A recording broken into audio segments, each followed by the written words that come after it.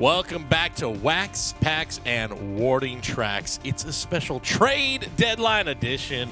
It's Cody, it's Bubba, it's Mojobreak Media. If you're watching this, thanks so much for watching. Make sure to subscribe to the audio version so you can get that on the go. If you are listening to this podcast, thanks for subscribing to the audio feed. Hope you're enjoying the new podcast, The Breakdown, every Tuesday. 400th episode of The Hype next week. Whoa, 400? 400. Got a couple things planned for it. It's going to be fun. Straight out the National. If you're at the National, hope you're enjoying the show, and thanks for listening to us while you're at the National. And again, make sure to subscribe to Mojobreak Media on YouTube to watch this podcast and also to watch our latest box breaks. Let's just get into it this week, Bubba, because if you are listening to us on a Friday, the trade deadline has come and gone. We are currently recording this with, I'm looking at 80 minutes until the deadline. Yep. So if there are some late-breaking deals, which there certainly will be, we won't be discussing those. We will also be getting some live reaction to some deals, and, of course, really talking about how this is going to affect the card market. So expect more of a free-flowing, all-over discussion. That said, this morning certainly gave us a big, juicy bit of news to discuss, it pertaining to baseball cards and guys that we know that we've been collecting over the last few years. A.J. Preller did what A.J. Preller does at the deadline and just went nuts. Leo Vries is now with the team formerly known as the Oakland Athletics. Yep. And Mason Miller, and also JP Sears. Not to discredit him, because he is as a Giants fan, he's a Giants killer. He's very good, and he will continue to do that. They are both headed to the San Diego Padres. This is as shocking a deal at the deadline as I can remember. Yeah, I love being in the hobby and being a card collector because this move, it affects casual baseball fans. It affects just like diehard A's fans, Padres fans, and then it affects card hobbyists, investors, all differently. Yeah. So your casual fans like, oh, nice, a reliever went for prospects and some guy named JP. JP having a hell of a year. But that's what the casuals might think. Then you have your diehard A's fans thinking, how can we get rid of the Reaper? Oh, my gosh, we're getting guys we've never even heard of. Padres are saying, diehard Padres fans are saying, how can we get rid of Leo Vries? And then you have the card market saying, what happens next? Yeah. What happens to my investment? I mean, Leo Vries, he was a 2022? 24 Bowman Chrome, first Bowman Chrome. Oh, gosh. Okay. It was only last year. I'm thinking Salas now. Yes. So Vries was just last year. Salas remains. Salas has not gone anywhere. And I have a feeling. Might be untouchable or. Well, that's what this tells me, is that internally they view Salas as you're right, the untouchable. Maybe from the outside and all the prospect rankings, we saw Vries as the untouchable. Given his track, given his age, he's now in high A. As of right now, as of this recording, let me see. I just had his stats up. He is currently in high A. His age 18 season. I just want to preface it with that. In 82 games, 8 homers, 8 stolen bases, 245 average, 357 on base. 357 on base for an 18-year-old in high A. That is really, really impressive. Yeah. 410 slugging as well. So those are good numbers for a guy that young. He's not going to be here in the majors soon. Yeah, it's going to take a while. 2027 if he's tearing the cover off the ball. Right, exactly. But I would think, especially given the team's troubles at the catcher position, it's the one place where amid all of these huge deals, all of these big stars who have come in, Machado, Tatis, Bogarts, all of these big names, catcher has been a position they have still yet to really figure out. Mm-hmm. They don't really. I think they got Freddie Fermin today. So just to kind of fill the gap. Yeah, that's a good call. Yeah, they tried the Austin Nola experiment. They tried the we always called him Walmart Tatis. Gosh. Oh, Help me out here. For catcher. Oh gosh, Dodger killer. NL West killer. Actually, a look- really good hitter. Gotta look him up. There's Diaz that they tried for a while. The former Rocky. Correct. Elias Diaz. Yeah. But yeah, I'm gonna have to look it up. You gotta look this guy up. He's San Diego Padres. notorious. I don't know what 2022 San Diego Yeah, Padres. right now they're trying Caratini DH catcher combo. Right. Jorge Alfaro has been there. Yeah, is that the guy you're thinking of? Yeah. Yeah. Oh yeah. Now I kind of see what you mean. It might be the guy I'm thinking of. They may have had a couple Tatis lights in there. Yeah, absolutely. Well, they all did the same hairstyle. That's what Alfaro had the same. They all long changed hair. their batting stance. Yeah, you're right. It's a good call. They all wanted to copy him. I get it. Yo, what the hell, Preller? What are we doing here, huh? By the way, as we discuss all this, we're saying AJ Preller doing what AJ Preller does. We'll get back into the market here for Vries because that's really the thing in cards we're going to focus on. The Padres have already acquired Ramon Laureano and Ryan O'Hearn from the Orioles in a separate deal. And as we sit here now, the Astros, who have already reacquired Carlos Correa, are talking deep in talks with the Padres for a Dylan Cease deal. So lots happening. Okay. Right now. Yeah, I mean the Astros they already were contenders. They've had I love that for the Astros. I don't want to say under the radar, but I'm going to say under the radar. They've been leading their division the entire way. Yeah. But it's just a not very talked about division. And if you are talking about the AL West, you're probably talking about the Athletics. So they're kind of sneaky. And if it's not the Dodgers, I think we have a rematch, to be honest. You know what? There's suddenly a void with the Tigers kind of taking a stumble here in the last month. Yeah, I'm not buying it anymore. Right. You know? Right. Yeah. The offense is the offense to me was the thing where I'm like, that's not gonna last. You're not gonna have Zach McKinstry playing at all-star levels all year. I should double check if that's happening. Glaber, all these guys, Javi Baez. Right. All these nice stories, but it didn't feel sustainable. Torkelson has kind of fallen off a little bit. But they did add a lot for the bullpen. So you're right. I think Astros have quietly see the void there that they need to fill it as we are still the number one guys in the league. I don't know if I am not recalling or if years are meshing together, but it seems like this year, early on, right out the gate, relief.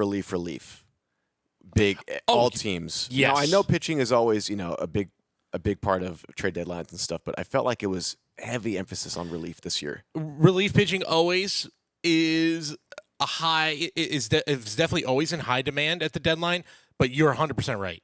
The high end of the relief market, I think that's what it is. The fact that we've seen Ryan Helsley, the fact that we've seen David Bednar get traded to the Yankees. Did that happen? That happened? Yeah, Bednar to the Yankees. That is a done deal. Okay, there we go. That's a good one. I'll throw out, I know he's not as big a name, but I know that the Mets are very happy about getting Tyler Rogers. I mean, we'll talk a little bit about that. There's a lot of that was a 3-player trade for a guy that I bet a lot of casual fans don't know who Tyler Rogers is. Correct. The Giants were able to get it's half a season of him. Giants got 3 players out of that deal. That is how much relief is in demand right now. Yeah, his delivery and metrics, he's a ground ball guy. I mean, I think you were bringing up go get ground ball guys. The Rockies. We're talking about the Rockies and go get guys who have the highest ground ball rate. Yeah, the metrics are there. Great trade by the Giants. The back end tough to see them selling because it's and now Verlander's on the block. I thought Verlander to the Dodgers have a little Kershaw Verlander. Yeah. Dual MVP. Well, could you imagine that? That would be Kershaw amazing. and Verlander the same rotation. Kate Upton would love to go to. Go back to L.A. Yeah. I saw some whispers of Angels, which would be, again, very Angels-like. Yeah. Hey, we're not out of it. Yes, you are. Stop it. Stop acting like this. Stop pretending. Yeah. It's been just from my fan perspective, this has been among the most frustrating stretches I can remember to go from one game out of a wild card spot to now fully in sell mode. Mm-hmm. A month after making the biggest in-season trade in team history. So, it's dark days for the Giants right now, but we'll get a little to Drew Gilbert, who is a name that collectors know. Yeah. Back to DeVries. Let's just really give you an idea of if maybe you've been sleeping on DeVries or you haven't paid attention to his market. If you're not an active collector, maybe you're like, where is he at right now? Yeah, if you don't collect Bowman, you don't know who he is, Right. probably. Right. Odds are. He also, though, made a lot of waves among, I think, casual fans who, maybe a little beyond casual, fans who like to check in on those top 100 prospect lists. To see a guy this young go from basically, I think he started at like 18th, top 20, top 25 guy. Yeah. But he is now top 5 consensus prospect in just his second year of pro ball, really his first full season. And this is March 28th of this year. Sales data via Card Ladder. A PSA 10 red selling for $26,099. Wow. That is where we're at. This is the cream of the crop. You've got some Bowman Chrome Sapphires. That is not a first Bowman, that is a first Bowman, pardon me. Number to 5, Sapphire, 12K, sold in May. So this is not a he was hot last year and then he's fallen off. No, we are in the prime of his market right now. This is the Reptilian Red PSA 10 that we're showing on the video, $10K. $10,500. The list goes on and on. Humongous sales, and the market really isn't slowing at all for DeVries. But now he's with the A's. Right. So historically, it's like, no Vader at the end of episode 3. Sure. Now it's up for discussion. So given their huge rise in young talent, Wilson, Kurtz, Butler, the list goes on. They have guys still coming up. I, as a collector, it's not doomsday for the Leo DeVries card market. No. I'd be curious to know if any A's prospect in the last decade has sold for $26,000. Any card.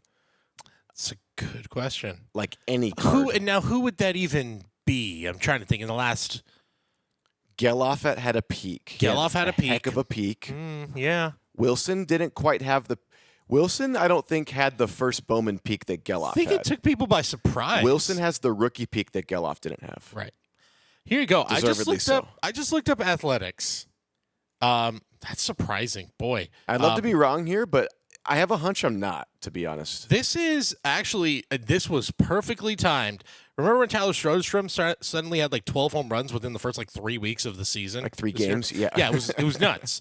Well, somebody capitalized on that. This is a best offer, so grain of salt, big old grain of salt. Yeah, we could pull with this price. 130 point. $28K on a Super Fractor Tyler Soderstrom PSA 10 auto. 10-10. On April 16th of this year. Beautiful card. It's a great card. It's in the middle of the perfect time to sell him. April 16th. Yeah. So, and then you can actually see there's an awesome looking classic Reggie Jackson card in there. And look who's third from April of this year. Right. 20K non-auto. Non-auto. It's another best offer. Nick Kurtz at 1 of 1. It's a PSA 9, but again, it's Super Fractor, so who cares? Interesting that Nick Kurtz is up at that price with non-auto. And that was just about maybe a week or two before he got called up, but his numbers were insane in the minor leagues at that point. So what we're trying to say is, it's not this death sentence right to his card market that DeVries is now here. In some ways, if you really want to be optimistic, you could be like, actually, this is good. It's the one thing I think that's going to be really important to his long-term value is the long-term home of the Athletics, the Sacramento, Vegas County, Vegas, Oakland, whatever you want to call them, Athletics. Where are they playing? All signs right now are pointing to Vegas, and I think that date is 2028 we're looking at. I will never hold my breath when it comes to John Fisher and getting a relocation done swimmingly and smoothly. But if they do map this out where they're in Vegas in 2028, it kind of times out perfectly. Right. For suddenly either Vries has already made his debut in the major leagues the year before, and now he's the face of the team, or he makes his debut with the team because he'll be 21, 22 years old, right, on the opening day roster. So that to me is, if they can show stability long term, then I wouldn't worry maybe as much. If he starts to maybe either the A's are like, we don't know where we're playing again, whoopsie, and we're stuck in Sacramento for another 5 years playing at a AAA ballpark. I don't know. We'll see. Yeah, best case scenario for a Leo DeVries, that card you showed, was that he stays with the team that he's pictured in with the card. However, he's 18, right? 18. So, yeah, by the time he's ready to be an everyday player, Kurtz, Wilson, Butler, prime years, etc. Prime. Yeah. So it could be even better. Yeah. I mean, realistically, probably not, but maybe. Yeah. Again, everything maybe. is The A's might have a better shot at winning a World Series in 3 to 5 years than the Padres might. I'm gonna put that out there. Boy. How about 4 to 5? A bold statement. No, you know what, though? Because the Padres have enough guys under contract for the next handful of years to where they're going to be competing for a division title for the next 3 years. But yeah, an expiration on Machado, Bogarts, Tatis is there forever. There's room for an AL team, especially in that division. I'll always in the back of my head, I'll always discount the Astros. Yeah, always will. Yeah, and I'll always leave out hope for a Rangers or an A's to pop in there. Speaking of a former Astro, Will Wagner just acquired by the Padres. Shocker. Willie Wags from Toronto. Yeah, weird move for Toronto. Will Wagner should have been the cover athlete for 25 Topps Chrome. There you go. Yeah, absolutely. He should have been. I don't know how they missed that. We were all collecting. No, because they put Roki on there, and everyone's playing Will Wagner, and no one's playing Roki. So good point. I think they messed up. Okay. I got it. Brandon Valenzuela. Breaker. That's Breaker humor. That's Breaker humor. Inside joke right there. Yeah, that's good. Yeah, that's what you come to the show for, though. If anything, if we can't provide that, then what are we doing? Right. Brandon Valenzuela to the Blue Jays in exchange for Will Wagner. Okay, so Padres are not going to stop. They are absolutely not going to stop till the clock strikes. Yeah. Well, that's good for Will Wagner card market. It's very good. Yeah, because I know a lot of us, including myself, have base and some nice low-numbered Will Wagners that somehow are the same value, the base and the oranges. Preller's got to have and now it's I don't know. Yeah. Preller's got to have minimum 3 phones to be making all these deals? Got to. Is he dictating to other people to text things? How is he doing this? I got 3. Yeah. He's literally doing this. He's doing this move. Yeah. So, anyway. He has a job still. It's one of the most. Look, I can't pass judgment because I'm sitting on a couch here. Sure. Talking about, baseball cards. Talking about baseball cards, right? We're not making the moves today. But Preller has a job still. It is interesting. They've consistently been a competitive team for the last 5-6 years now. 5 years, probably 4 or 5 years. That was a big range that shifted. Don't forget remember the beginning of that tenure. It was a mess. The Matt Kemp deal, the Justin Upton deal, James Shields. Wow, a lot of deals that. Well, James Shields actually worked, but then that ended up working out in the long term because it got them Fernando Tatis. Right. A lot of weird moves, a lot of crazy shit. But I believe Trey Turner gets traded under his watch. I believe James Wood obviously gets traded. Mackenzie Gore. Yep. Now you have DeVries. These aren't prospects that didn't take off. These are prospects who became all-stars. That's kind of my point, too. It's like you make those deals to win. They always say, win now. Win. Right. These are win-now deals. They haven't won anything. They've made it to the furthest they've made it is how far they go in the NLCS? 6 games? 5 games against the Phillies?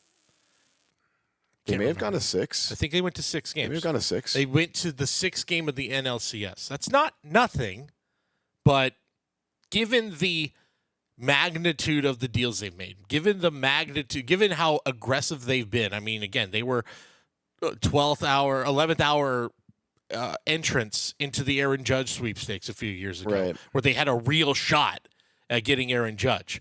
Given all of that, the fact that, they are pretty much perennially a wild card team. 1 speaks to the dominance of the Dodgers, and 2, that it's just, is it worth it to keep doing this? Especially when your whole farm system, your scouts, it's one of the best teams assembled in baseball. They keep, because I have full confidence that next year there's going to be a guy, either international or a guy within their system that we were sleeping on, that we're going to look at the beginning of the 2026 season top 100 prospects. And I'm not even saying Salas.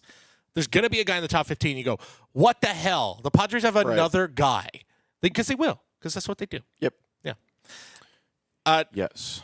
So going back to the A's and Vries, obviously, I think we can kind of be in agreement that this is that don't sweat it too much. Sure. It would have been great if Vries had stayed with the Padres, but A's are on a little bit of a hot streak in the hobby here.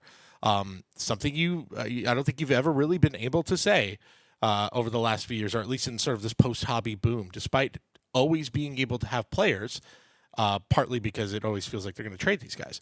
Nobody is hotter right now than Nick Kurtz, a guy we've already talked about a little bit before. Since we have last spoken to you, he had maybe the greatest offensive game in baseball history, and that is not an exaggeration.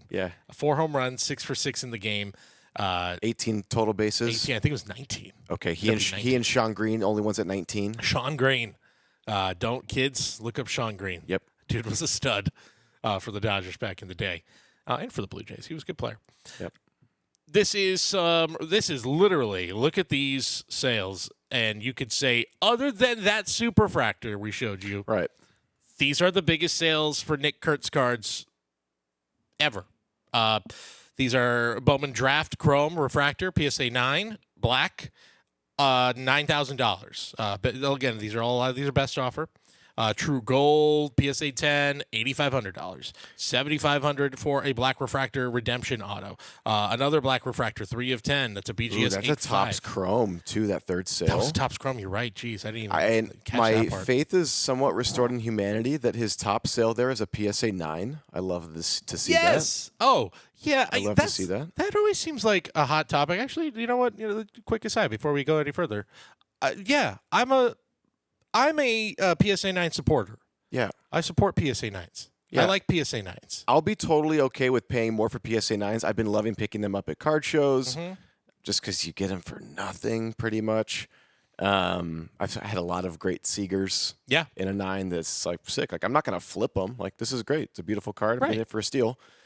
Less than raw a lot. That's like the old cliche. It's actually true that it's like a lot of times they are less than raw. Yep. But I would have no issue with them going to like my perceived value of what a 9 should be. And I always think too, like if that player becomes a sort of generational guy, I have a PSA 9 Juan Soto of his rookie year. Boom. I grabbed one. Boom. It's a base. It's not the biggest card in the world, but it's also the kind of card where you're like, I'm really happy I have that in my collection as a 9 at a price that I didn't have to break the bank for. So I don't know. I want to hear everybody. I know what the market says.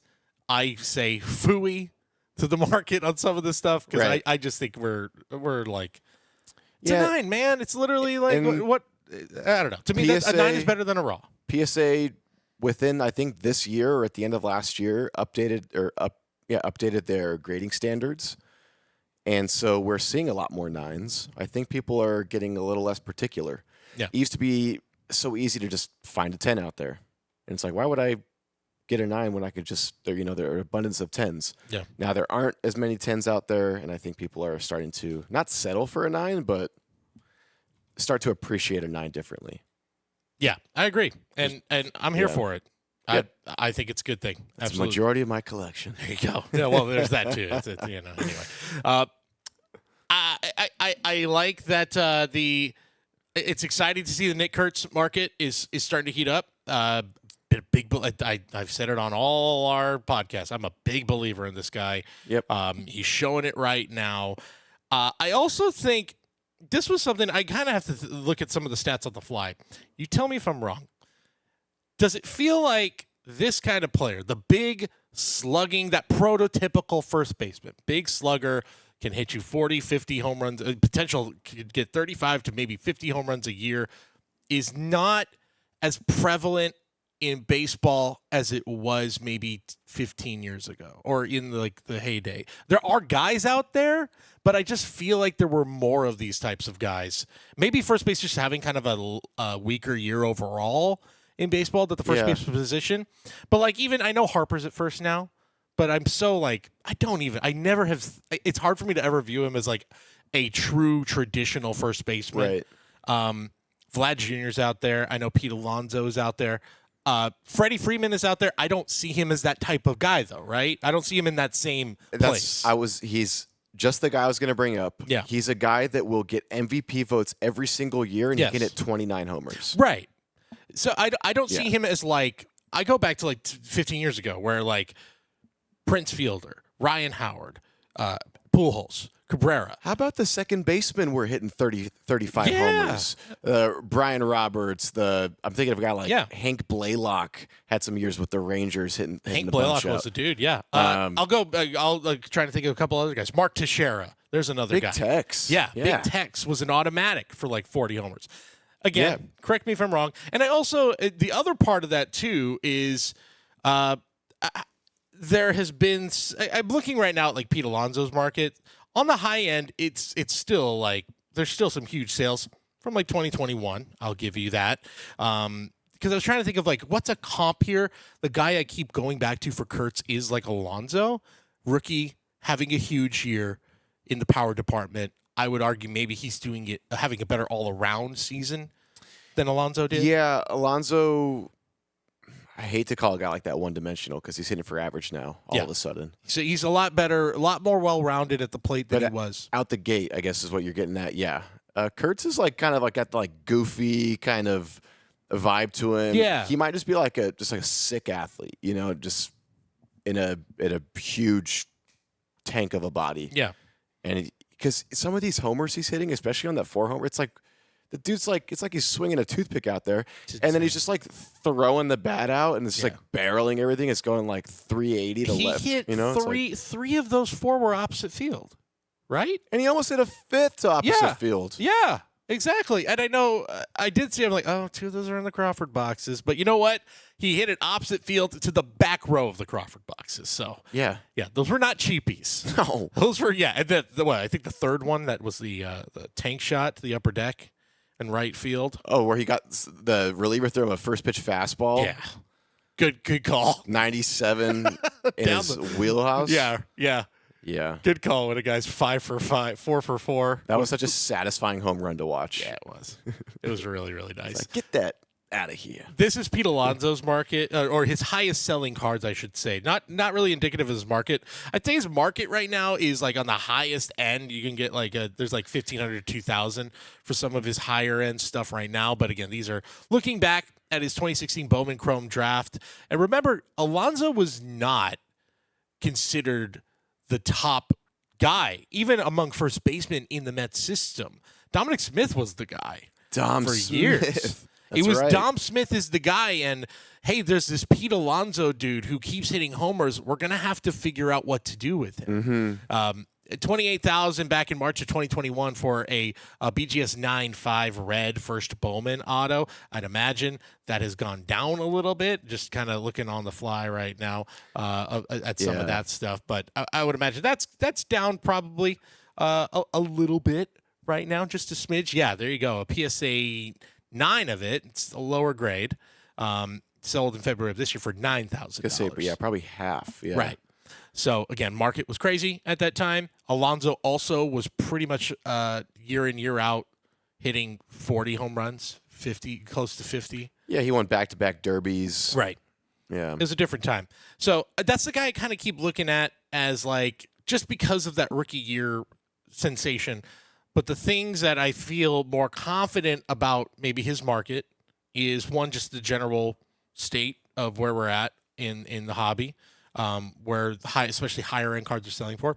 Two, he had hype instantly, 4th pick in the draft. Mm-hmm. I keep saying the argument, if he was on any other team that's not the A's, everybody's talking about him. Yeah. And yeah, the all around game on top of it all, or at least as a hitter, his all around game as a hitter, I think, is even more superior at this point in his career than it was to Alonso. So this isn't like this is not the time to buy, but we said a few weeks ago, hey, great, right. maybe low key buy on some of these, and I think that's certainly looking to pay off. It looks like it's paying off right now. Or look for a 9. Look for a 9. Look for a 9, or buy into a break and grade yourself. I mean, it's so much easier to buy the break, to buy the grade, but you can't buy the Kurtz PSA 10 right now. You can, but you probably shouldn't. No. An interesting thing with Kurtz too, just maybe to wrap up that point, is he is coming off that 4 home run game.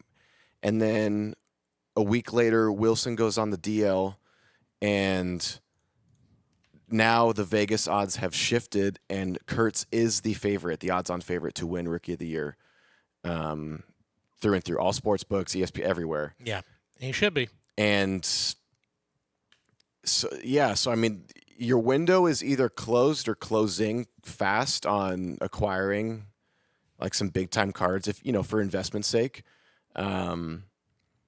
Shoot, man, you brought up a Juan Soto that you were holding on to. Chrome is chrome. That lifespan will always be there. So yeah, there's a version of acquiring Kurtz here from a card investment standpoint, and just, I don't know, don't be afraid to take a swing at a 9.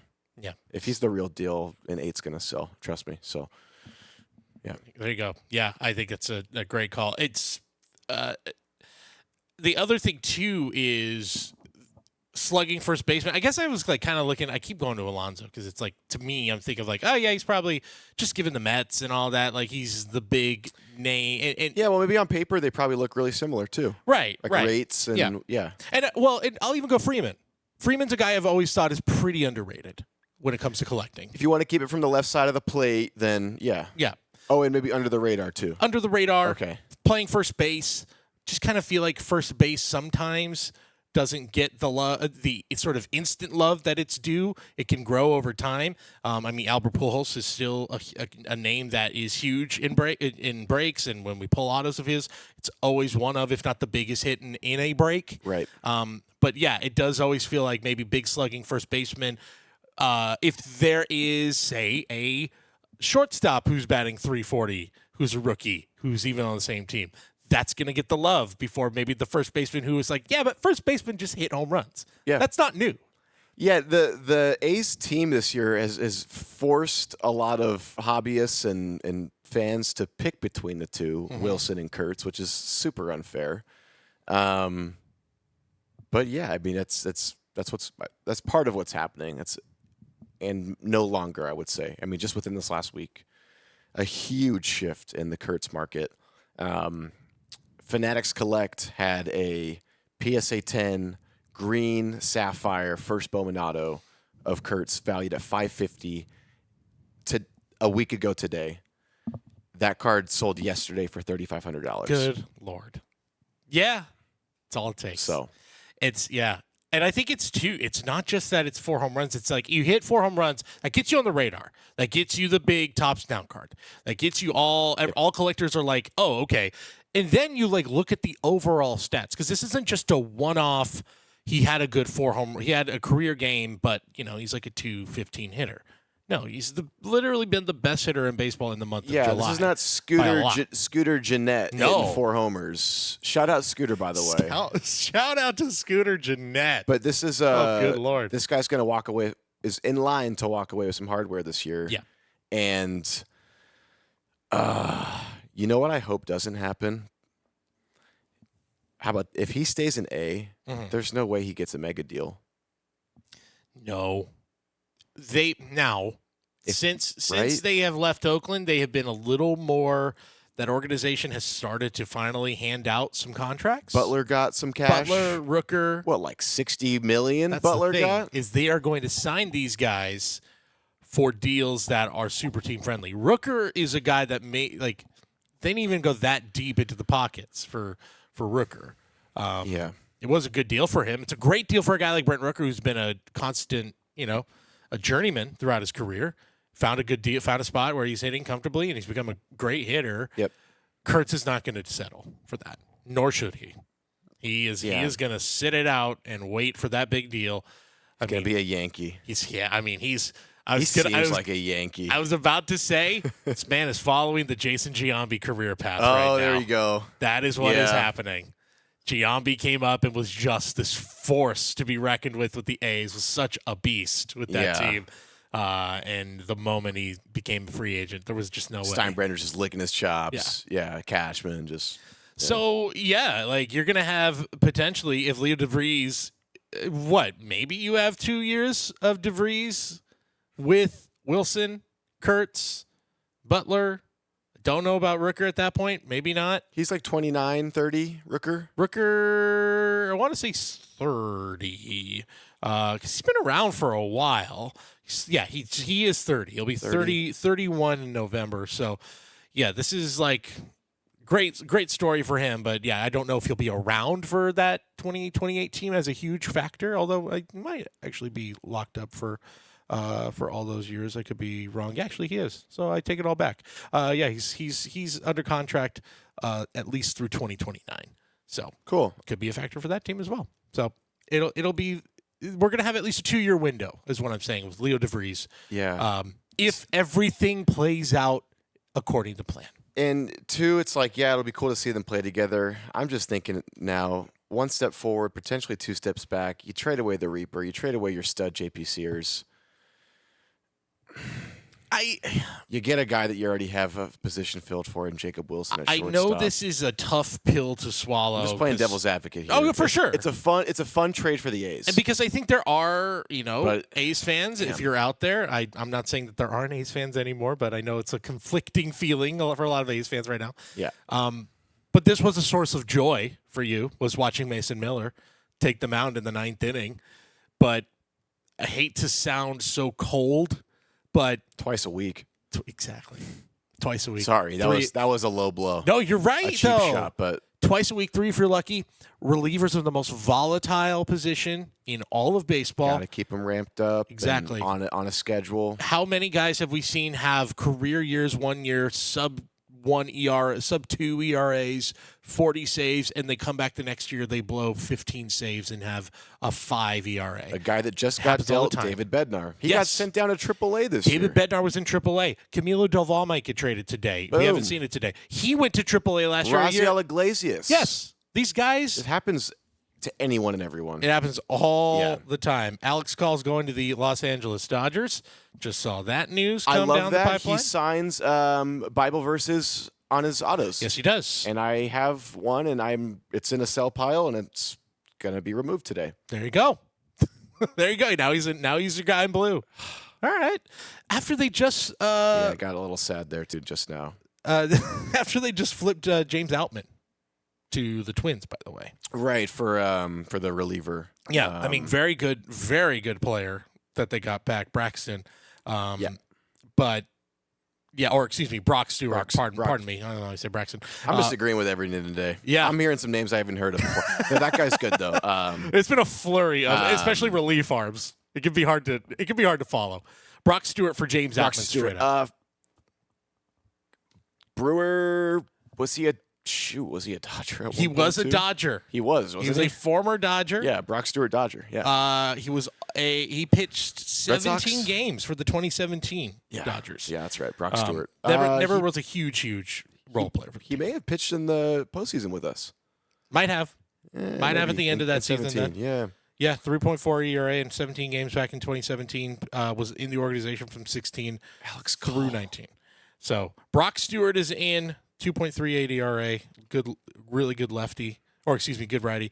For the Dodgers, or now for the Dodgers, James Outman is gone. James Outman, who was a big rookie chase, not big, but a decent rookie chase. He was. Not Yeah, that long so ago. 2023. Yep. Yeah, so the Dodgers were very affordable in 2023 in PYTs, and this was pre-Ohtani, right? 2023. Yep. Just before.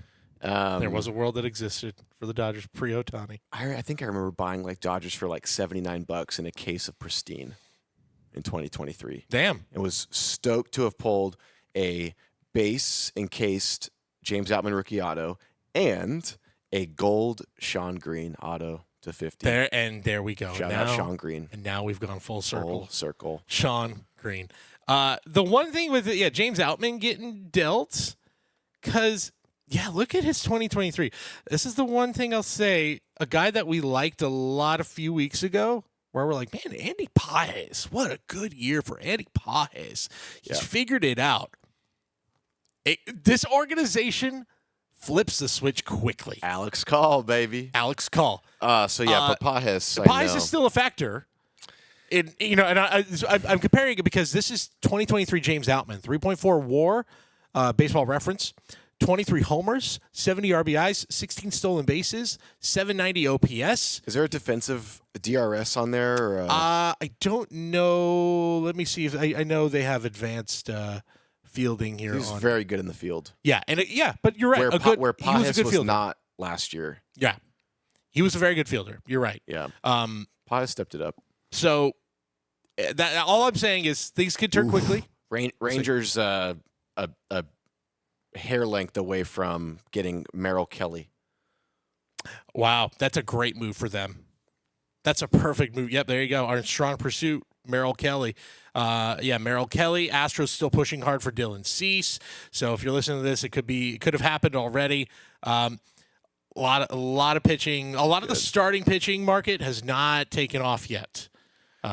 Interesting. That'd be a big domino to fall, though. Merrill Kelly. Merrill Kelly would be a big one. Cease. Haven't really heard much about Alcantara for the Marlins. Verlander might be on the block. Verlander is on the block. Is definitely on the block at this point. I'd say. If any team wants to bite on that, I'll be interested. I don't think there's going to be many who want to. Because he's expensive. A little bit. It'll be like $7 million for the rest of the year. Actually, I was gonna. Yeah, right as I said that, I thought, wait, he signed a pretty inexpensive deal for $15 million for a year for a guy with that pedigree. Yeah. $15 million 1 year. You're probably on the hook for about half of that, if not less than half of that. Oh, Buster could pay the rest of it. Yeah, exactly. He's got the cash. He's got money. Yeah. He's got that. His watch at the Devers. Yeah, dude. That dude's a lot. I don't know if it was vitamin water, some like vitamin water adjacent drink that Buster very early on was an investor. Oh, was it Body Armor? And then, yes. Yeah. And it got bought by Coca-Cola, I want to say. Yeah. And Buster very quickly retired after that. Yeah, a bunch of Just throwing that out there. Yeah, a bunch of my fraternity brothers, shout out Sonoma State, Phi Delta Theta, they were reps for Body Armor. Oh, okay. In 2016, 2017. Yep. And it was sweet because they would have the garage to be full with just these cases and cases and cases, and it was nice to have extra regular drink hanging around. Yeah. When you needed it. Exactly. But I remember that blowing up, and then there were a bunch of huge athletes. Yeah. I'd imagine because it's very vitamin water, Gatorade adjacent, so very good drink to have in college times. Yeah. Good recovery drink, if you know what I mean. Great recovery drink, and very good for activities outside during the day. Yeah. All day. Yeah. Electrolytes. Got to get those electrolytes. Yeah. We're watering it with electrolytes. Let's reel that back in here. Exactly. Real quick. Actually, let's stick with the Giants. Funny. I'd say the other most significant name prospect-wise that's been dealt so far, other than Vries, if you're a collector, is Drew Gilbert. A guy you might have been like, oh, yeah, Drew Gilbert. Kind of forgot about that guy. Well, you wouldn't be the only one. Even when it happened, when the news came down yesterday, it's like, whoa, Drew Gilbert? Wait, speaking of Verlander, he was a part of a Mets-Astros Verlander deal. Exactly. Yeah. So Verlander, that's how this happened in the first place. Yeah. Mets get Drew Gilbert in the Verlander trade a couple years ago when that whole team, that whole plan fell apart, where they immediately flipped Scherzer and Verlander. They get Luis Angel Acuna. They get Drew Gilbert. Is there anyone who's really panned out from those? We're for sure forgetting someone. Yeah, I would have to double check exactly. I think the Scherzer deal, there were more guys traded in it, but I don't remember off the top of my head. But Drew Gilbert was the star attraction of the Verlander deal. I remember even people in baseball were like, steep price for half a year of Verlander. Right. Drew Gilbert hasn't made the major leagues yet. Right. If I'm not mistaken. Yeah, he's still – this is his third organization. Was a former first – or excuse me, not for – yeah, he was a former first rounder, excuse me. Former first rounder back in 2022. I know maybe didn't have the same sort of prospect pedigree hobby-wise because the Astros just carry a stink with them. They just do. But this was certainly the biggest name to collect if you were an Astros collector for a long, long time. I mean, you could see right here, I think this is an amazing number for an Astros first Bowman. There it is, 22 Bowman Draft Chrome. Raw Superfractor Auto sold for $9K back in February of 2023. $5K for a PSA 10, number to 5, Drew Gilbert. Again, numbers are skewed because it's Astros. If he's on another team, maybe those are a little higher. But he's 24 years old, and he has never played a game above AAA. I am very interested. I have no idea what the Giants intend to do with Drew Gilbert. That offense is anemic right now. I am also I have half a thought that he's going to be part of a fourth organization sooner rather than later. Oh. I could see, because he's 24. He needs to be up on a major league team at this point. Doesn't really have anything else to prove. Do you think like a flip like in the next next handful of hours? Maybe. Minutes? It could happen. We're half hour away from If not, something in the offseason. Okay. Because and I'm not even saying like the Giants have a ton of great outfield options right now. Right field has been tough. Mike Yastrzemski's just not the same guy, and he's just having a rough year right now. But they're pretty much locked into their center field options and their left field options right now, as far as I can tell. So, yeah, it wouldn't shock me if they ended up flipping him again. Don't really think there's a buying opportunity for Gilbert, but he's a guy, especially Mets fan. You're going to know him because the Mets, he was in the Mets organization for a while. Yeah, here you go. This is from July of this year. Number to 25, orange, sold for $621. So, not quite the same. The prospect pedigree, the shine has fallen off a little bit from Gilbert. But most certainly one of the more notable names, other than Vries, to be traded. And thank God Leo DeVries, in a way, for our show, thank God Leo DeVries got traded because I would not have had 45 minutes worth of Drew Gilbert talking in me. There's no way. I just did a refresh and still waiting on some of these big deals to land. Here we go. Merrill Kelly is a Texas Ranger. Good. Yeah. There you go. Texas Rangers getting Merrill Kelly. Rangers also want to get some bullpen guys. I think they did acquire some bullpen guys. It's all coming in super fast right now, especially because now we are at about the 30-minute mark until the deals get done. Another notable one other notable thing, just from a hobby perspective, the Mariners to me have proven to be the anti-Padres.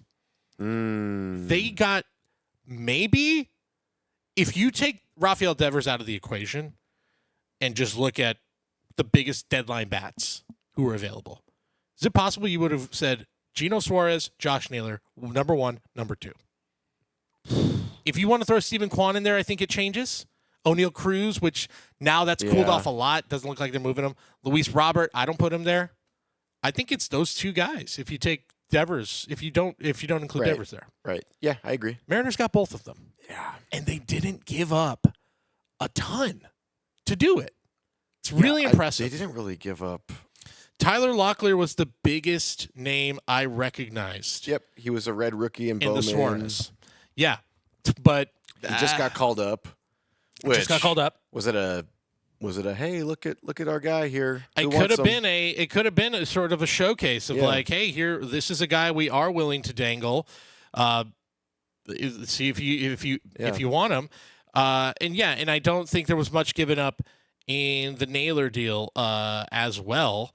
2 of Seattle's top 30 were traded in there, but they weren't like we threw out Harry Ford last week is what I'm trying to say. Right. As a guy, we're like, that's a big trade chip. If they really want to go hard, they got Harry Ford. That's a guy that can get you a guy. They can get you whatever, a really high leverage reliever. It can get you somebody. That didn't happen. Lazaro Montes is still there. There's other big names still there. Celestin's still there. Yeah. Right. Felton Celestin is still there. Yep. So they are really the opposite of if you buy into breaks with I feel like the Padres and the Mariners are two teams that last 4 or 5 years are some of the safest bets in Bowman breaks, especially. Yep. And if you are I want to be assured, if you're the type of person who wants to be assured, these guys are staying with their organization. Better buy the Mariners over the Padres. Right. The Padres, the list, Robert Hassel, James Wood, Leo DeVries, they're all gone. They're not on the Padres anymore. So good on the Mariners for I like that they're going for it and that there's a bright future there still. Yeah, and they top to bottom too. We mentioned some hitters, and I don't know if, I do know pitchers don't do as well in the hobby, but they got that Gerangelo guy coming up, the switch pitcher, who put on a show in the Futures game. So it's like just top to bottom. They're deep, they're reliable, and now their pro team is putting themselves in positions to win some ball games. That's even like I feel like Major League Baseball production and success easily and totally trickles down to Bowman success for that team. If the Dodgers win the World Series, everyone's looking at who the big Dodgers are in Bowman. Yeah. The next year. Yeah. For that reason. For other reasons too, but for that reason. If and for any team, if any team has great success, it's like, oh, who do they have next? Who's next? Who can I get on? Who can I get in on early? That's going to be part of the next, big successes at the Major League show. Evidenced by why Marlins prospects struggle. A's prospects have struggled in the past. Hopefully a new page there, but yeah, we'll see. Mariners, moral of the story, safe, and they held on to their guys. They held on to their that's guys. Pretty sweet. It's I think a really fantastic deadline. To me, they are maybe the biggest winners from an organizational standpoint. Is that DePoto in DePoto in Seattle? Look, he got stuff. Rightfully so. He got flack. You remember that quote he had a couple years ago? Oh, where they were not trying to win or he something said, like that? Our goal is to play 525 ball. Right. Where it's we're never going to be the best team, but we're going to be just good enough that we can either sneak into the playoffs or be competitive. That's right. He did say that. And boy, I here's the thing.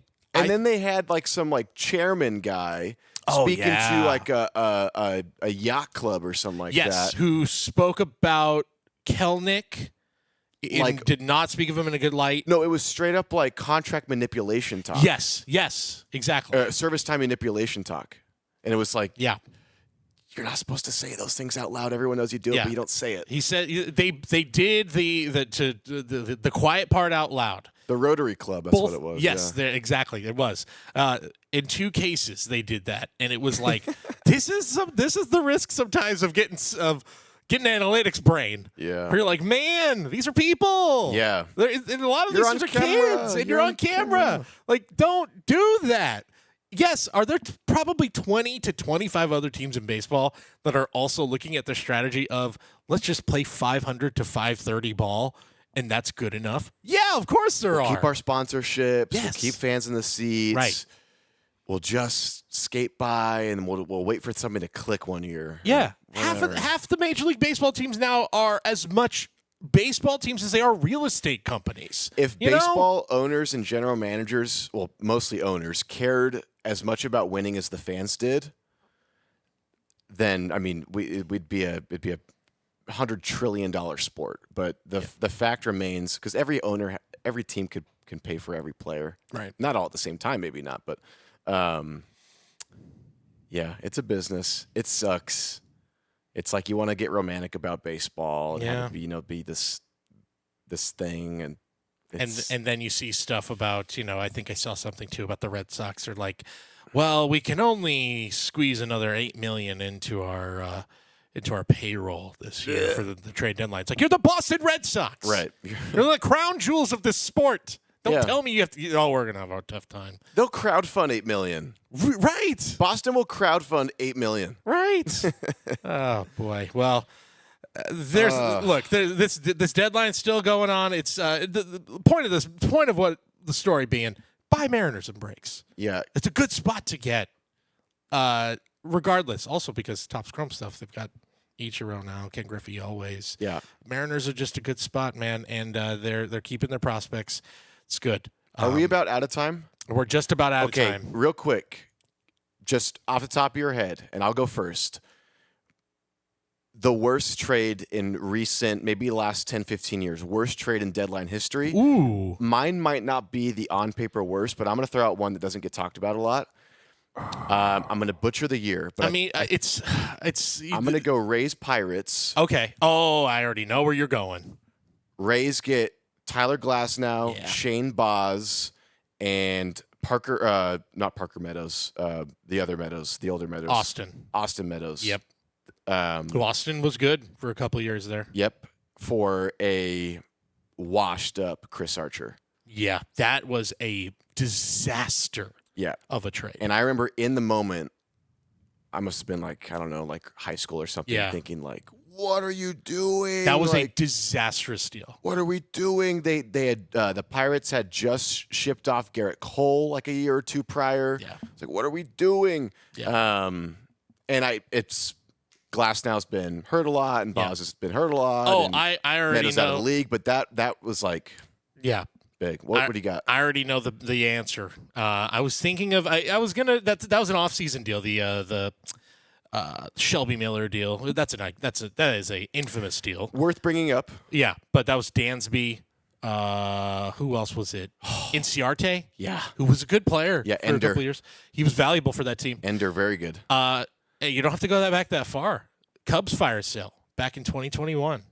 Javier Baez to the Mets for some guy named Pete Crow Armstrong.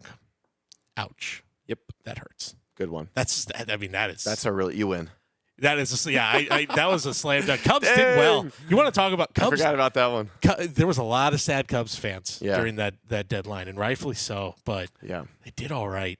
It's funny because Chris Bryant was like the crown jewel of that. I think that was probably their worst haul. Was Chris Bryant? None of those guys have really amounted to anything. Rocky, who did they get from the Rockies? It was Giants. Oh, from the Giants. Oh my gosh, from the Giants. It was Canario. Alex Canario. And there was a pitcher who's been in the major leagues. But again, these are guys who haven't really done much. Gosh. Yeah, nothing really much. But yeah, they got Pete Crow Armstrong for Javier Baez. That team dismantled quickly. Rizzo really gone. Fast. Really, really fast. It was Rizzo, Baez, and Bryant all in that same trade deadline. Lester, Hamels.